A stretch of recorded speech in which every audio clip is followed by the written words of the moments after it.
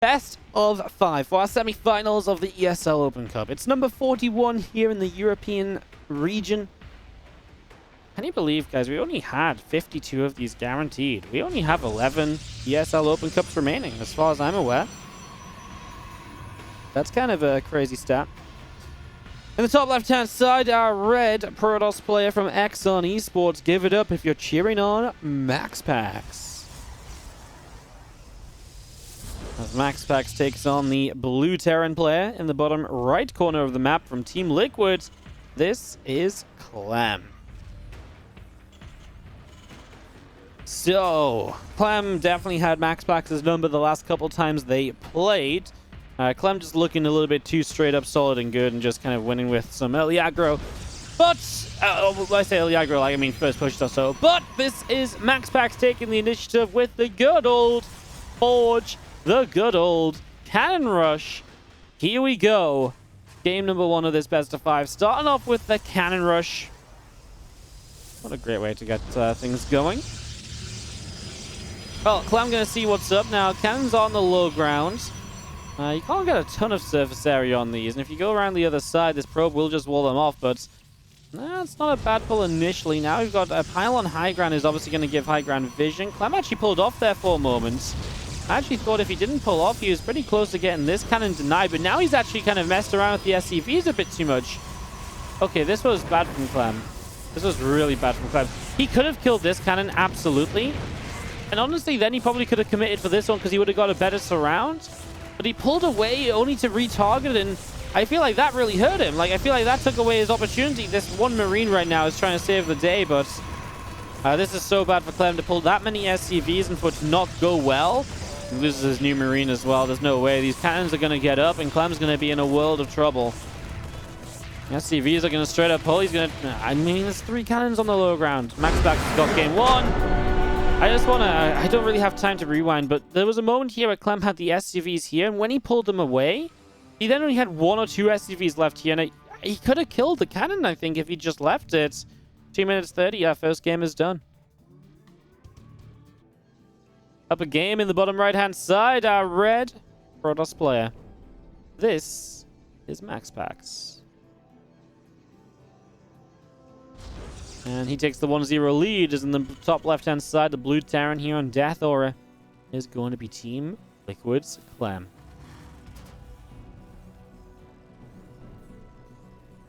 Well, not the start that Clem wanted.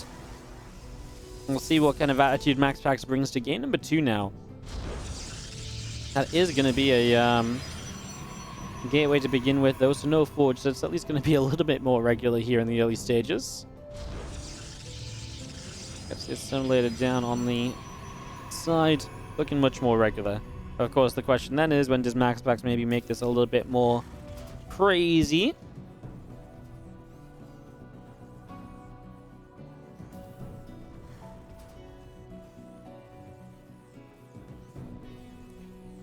You have our setup continuing then.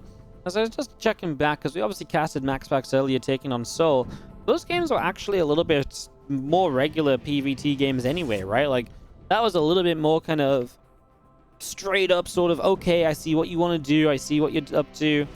And it actually really worked, I think. It actually worked very well. Worked very well for MaxPax, and the one game he lost was... I mean, the games kind of got a bit weird, right? With that kind of Widowmine...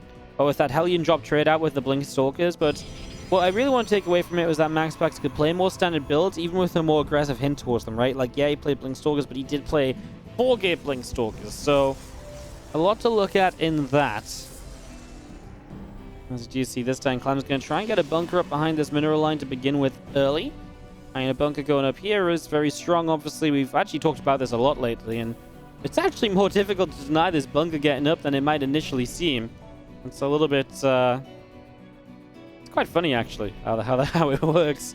But yeah, obviously, if you don't check for it at all as MaxPax, then you are just going to get that bunker up, and then you have a pretty good time here as Clem. You don't need to rush to the bunker. Now, there's already a shield battery at the front from MaxPax because he sees that there's no expansion. This is a second Reaper from Clem. He's going to get himself a probe here. MaxPax put another probe on the map. Has the Reaper into the natural, so now you can't mine from this base. The shield battery too far away to heal probes here or anything, so you need another shield battery. So this preemptive shield battery from MaxPax now not doing anything. He has got a Stargate in the main. This Clem goes into a Hellion to follow up. The second Reaper is on its way across. The Adept comes in, going to go and chase that SCV, but now the second Reaper gets here. And it's going to take a couple shots, but does get into the bunker. And will continue to put out some damage. Drops a grenade, and again, just try and keep these Adepts back for the moment or two. Problem with the Adepts is they don't have the range to really go for this. The Hellion helps out against the Adept there. SCV goes down. When I say they don't have the range to go for it, I mean go for the SCV, of course, as he gets 2 probes in the main base with this Hellion. Now probes on the natural taking hits. I mean, shield battery is already half energy. Oracle is going to do what? Go across the map? That's what it's rallied to do at the moment. Another Hellion shot. I mean, honestly, any Hellion shot right now just drains shield battery energy, so then it's easier to actually pick up other kills anyway. Nice grenade, going to push the Adept back a little bit, make it miss an attack.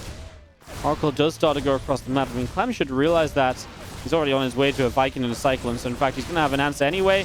Now, a super battery goes down as the shield battery runs out of energy. I mean, obviously, this bunker is going to run out of health. He's going to salvage that now as the Reapers go into the main base. They're going to get a first probe kill for themselves. And they're going to get a second. Good grenade yet again. Across the map, the Oracle shows up, and here's the Cyclone, and it's going to get the Oracle kills. The Oracle will fall. Talk about an aggressive series.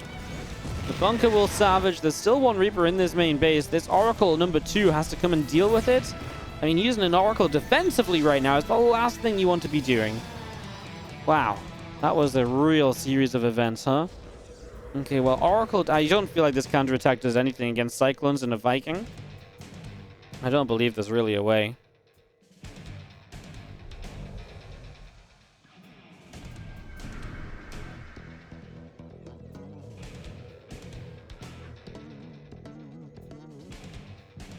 Stalks continue up to the top. We will have this Oracle wanting to go into the main. Cyclones. Good to get the Oracle kills. The Oracle will go down. A few Marines starting to push out the front. Now the Cyclones coming in here and getting a good lock on. Going to chase these Stalkers away.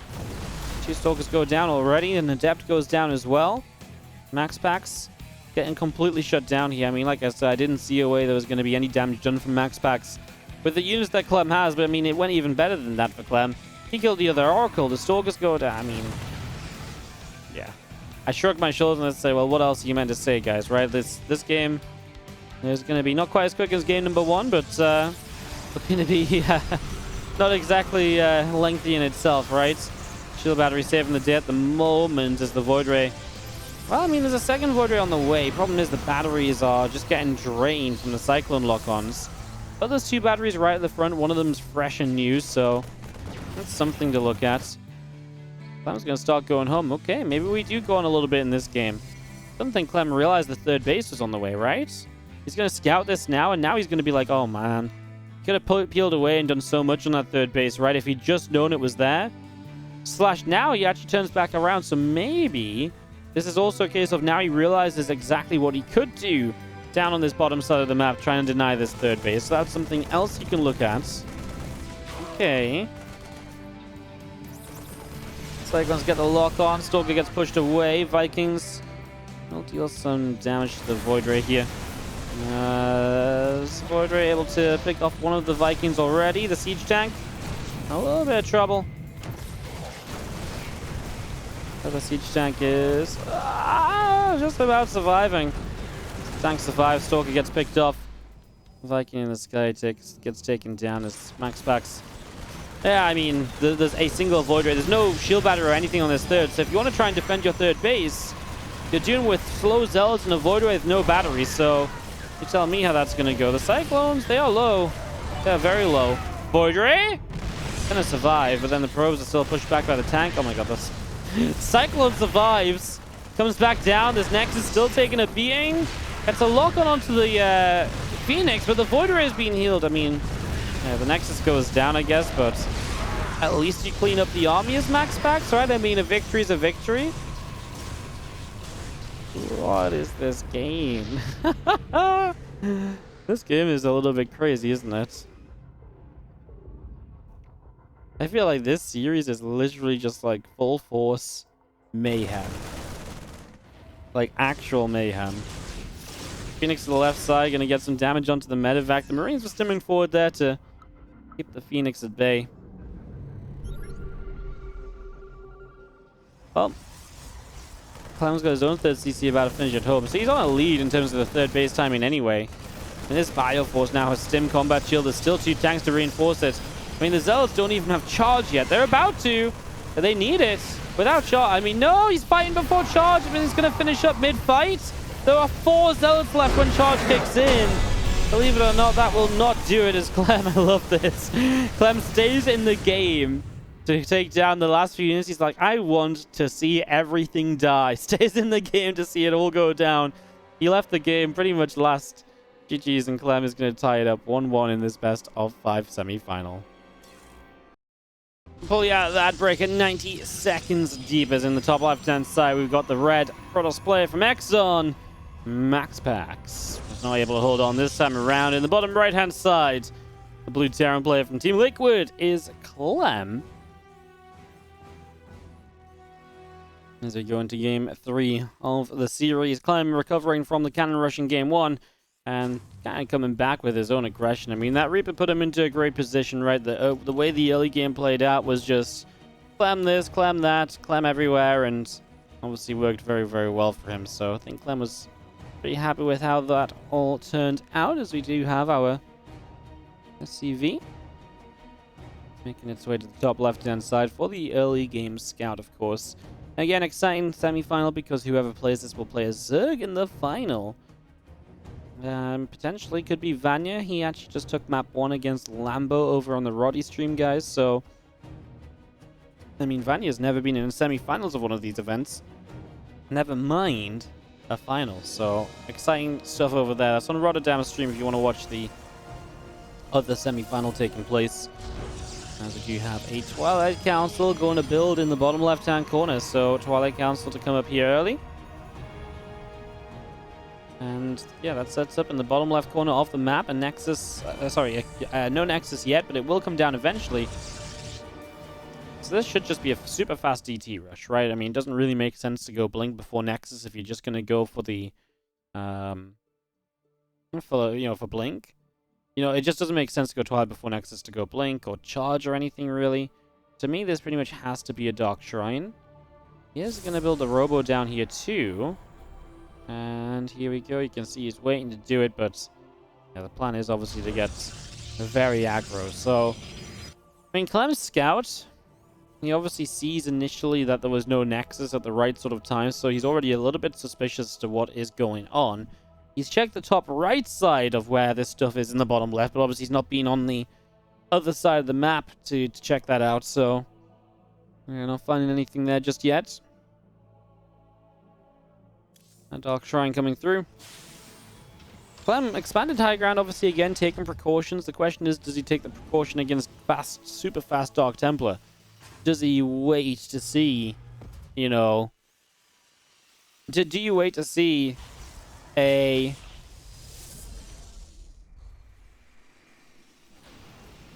do you wait to kind of save up a scanner or anything? Because if you don't... And these DTs are coming in quick. Prism's going to be done. They're going to warp straight into your main. There's no engineering bay or anything. Gates wrong. We're going to be on 3 gateways as well. Oh, he's found it. Last second scout from Clem. I mean, he was scouting everywhere to try and figure it out. He gets it last second, which means you don't drop this mule. Which means you're guaranteed to at least have 1 scan. He might have saved the other scan anyway. But yeah. Alright, well, Prism goes into the main base here. The 2 DTs starting to unload. Cyclone gets a lock on. As the scan, the Prism's going to go down. DT and a Prism killed already. Clem, a fantastic defense here early on. The scout for him obviously puts him into a very good position from the early stages. So, puts him into a good spot right away. We're going to chase this DT. I don't think that scan is good for the kill, though. Oh, no. I think MaxPax believed that was out of scan range, and he just left it there. And it was actually right on like a pixel. Still in range or so. Wow, I was convinced it was out. I was right on the edge. 5 SCVs do go down. This DT that makes its way in, but And I mean, five SCVs, but you're forcing scans. I mean, it's just not enough, guys. You know, you freaking proxied your Twilight, Robo, and Dark Shrine in the bottom left to make this happen. Those are obviously major targets for the rest of this game.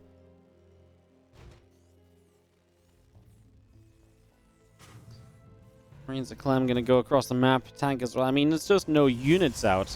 And now he's also got the Raven, so he doesn't even need to drop a scan defensively on his army. Which means, well, I mean, you guys don't need me to explain this, right? This is a super cheesy series. Super cheesy best of 5 semi-final, and it's packed full of this gosh darn stinky cheese, huh? And it's not really going well for one player more so than the other. These Zealots don't have charge just yet. I feel like that's a recurrent theme of this matchup right now. As Clem just going to start killing these probes. Now these Zealots come back with the Prism, but, well, they still don't have charge, so... Yeah, even as charge, 3 Zealots, believe it or not, are not going to change the game. As the natural expansion starts to go down, Clem will focus on some pylons initially. MaxPax he's actually just going to ignore this. He's going to start moving forward. Order turret goes down. Any damage he can get against these Zealots. Zealots are pretty freaking good. Clem should be able to target down a couple more, but it's going to be about it. Then he leaves it be, and, well, that will be Clem cleaned up. Obviously, very far ahead on the work count, though. 11 SCVs when you're talking about a Protoss player who usually wants to be 6, 7, 8 workers ahead on this sort of base situation. So, yeah, you're basically all in as MaxPax, and that's what MaxPax is doing. He's going into DTs, he's building Archons, no probes in the production tab. He's just going to go and try and win this game. Love the tank position between the bunkers already, kind of getting itself walled in, essentially. So that tank's only going to be touchable by what? The Archons, a couple of Zealots. The Zealots go into a horrible position to try and get there. The tank will go down. Unfortunately, the rest of the units here from Clem were a little out of position. So the tank bought itself a lot of time, but that didn't actually really count for anything. Viking's going to get that Prism, and that's going to be seeing the few Marines loading into the bunkers.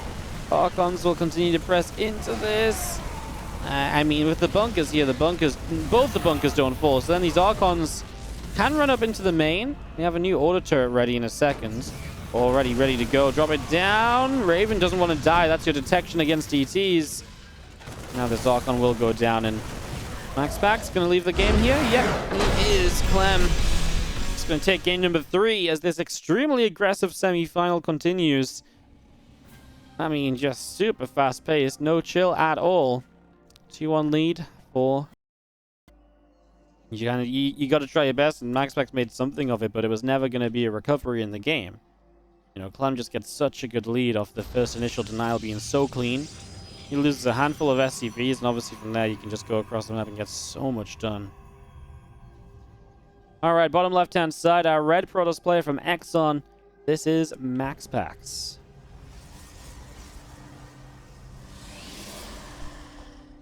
Taking on the Blue Terran in the top right-hand side from Team Liquid. This is Clem.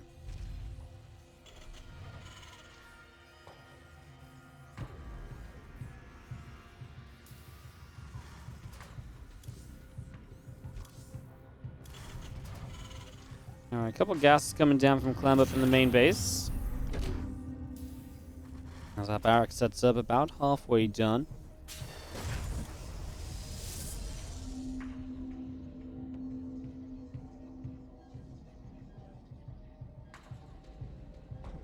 So simulator off to the side. Obviously just going to see this probe of MaxPax is making its way out to the upper right as well. So just kind of heading along, heading across, and yeah, cybernetics score from MaxPax is already on the way up.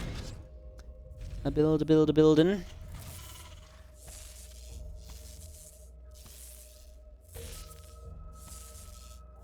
It's like a series of nightmares for Terran players, you know. You know, game 1, you get cannon rush. Game 3, you get DT rushed. Game 2, you saw void race. Like, Clem's like living a nightmare right now.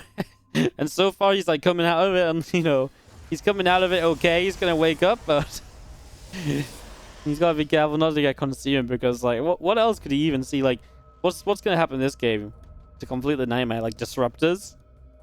I think that's the next most nightmarish thing you can see as a Terran player, especially when it comes to like I mean, in terms of early aggression, obviously, like, DTs, cannon rushes and voids are kind of like... I mean, the voids weren't really used aggressively, but you know what I mean, right? Like, in terms of early aggression, I guess those are kind of the kings of this matchup. Obviously, like, 4-gate Blink Stalker. There's 4-gate Blink Stalker, but I feel like that's not so cheesy as it is, like, pressure-focused, you know? You know, you can scout 4-gate Blink Stalker, and the 4-gate Blink Stalker can still do well on its own accord, right? So, yeah, to me, that's not quite as cheesy as as the units I'm otherwise mentioning. I mean, DTs don't necessarily have to be cheesy either, but when you proxy them in the bottom of the map and you build the Twilight before Nexus, then they kind of do need to do some damage, and they are kind of a little bit cheesy, right? So, yeah.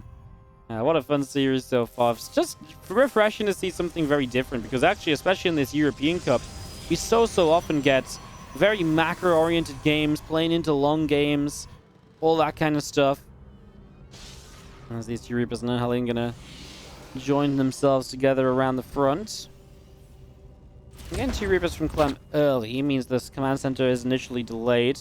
A wall off from MaxPax, not making any way in for Clem. And of course, again, Jack and Nath are one of the longer maps, so this is definitely the map to play maybe your most standard style on for both players here. A long game, definitely potentially on the cards. There's the 4th gateway, though, so we will see 4 gates in total.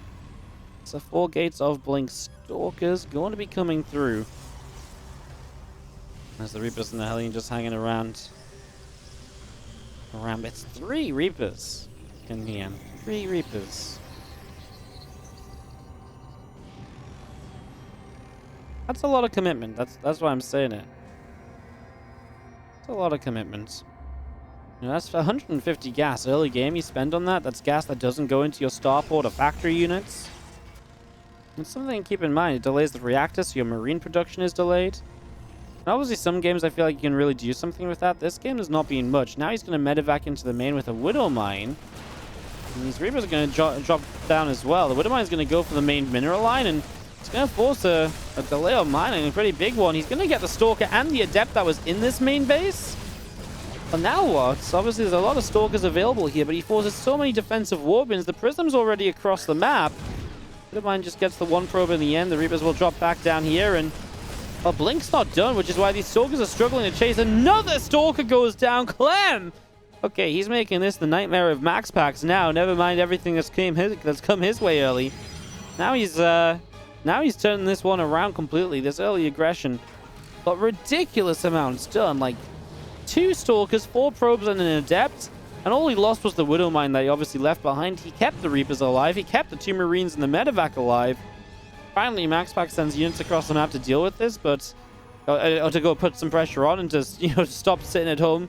But yeah, he had to keep so many at home initially to deal with it. It really delayed this, and now Clem has a tank out. Obviously, the first tank is delayed initially because of how many Reapers and so on he built. So he doesn't have 2 tanks out yet. Bunker's not ready. Maybe he's not ready for this counterattack. Stalkers are going to start coming in. Medevac gets shot down.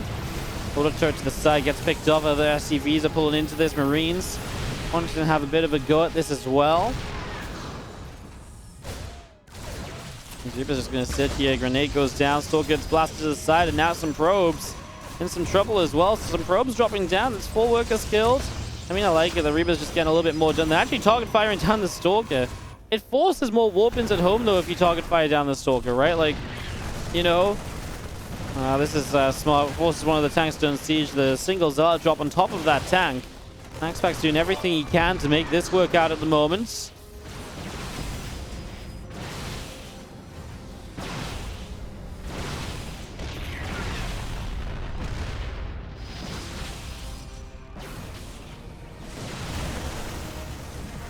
And the Stalker's a little bit stuck in the corner right now is kind of the issue. They don't really have a way out. They try to get the Raven.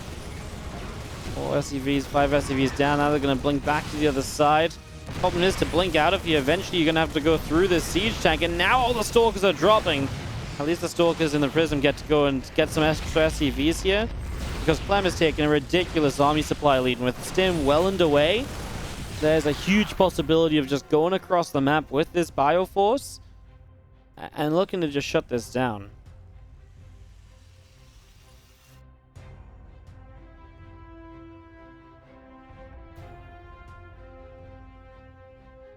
Even if Clem will continue down the right side, then as a few of the Stalkers coming up to the top as well. MaxPax will set up the Prism, and a couple of these Stalkers will warp in.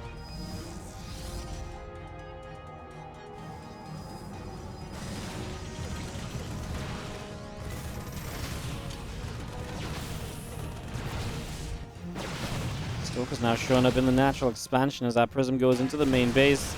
The Bio Army continues down the front. Stalkers are continuing to come in, and a few of the Stalkers in the back here are going to lift back into that Warp Prism.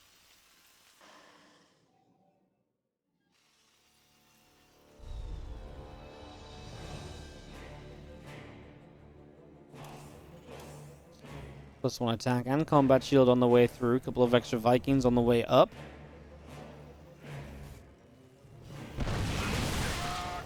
Stalkers get to the front here. A couple of tanks turn that around pretty much immediately. Now the Bio going to stem in, and I'm just going to get rid of a few of these Stalkers very quickly. 2 of them go down. The other Stalkers blink back. They get on out of there.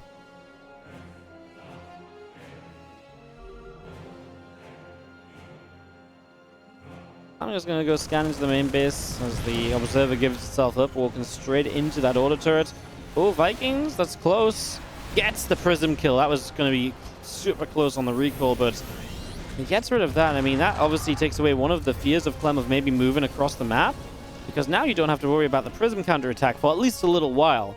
And if you rebuild a Prism, that's also one less unit coming out of this Robo facility. I mean, right now you see Colossus production is on the way. So if you go into a Prism after Colossus 2 here, that means you're stuck on 2 Colossi for a long time. Whereas, oh, nice catch from Clem. Comes around the side, catches even more Stalkers. He's going to attack soon for sure. Probably right now. He kills all but 1 Stalker. So yeah, you got to make a decision. Do you make a Prism to get back on the map?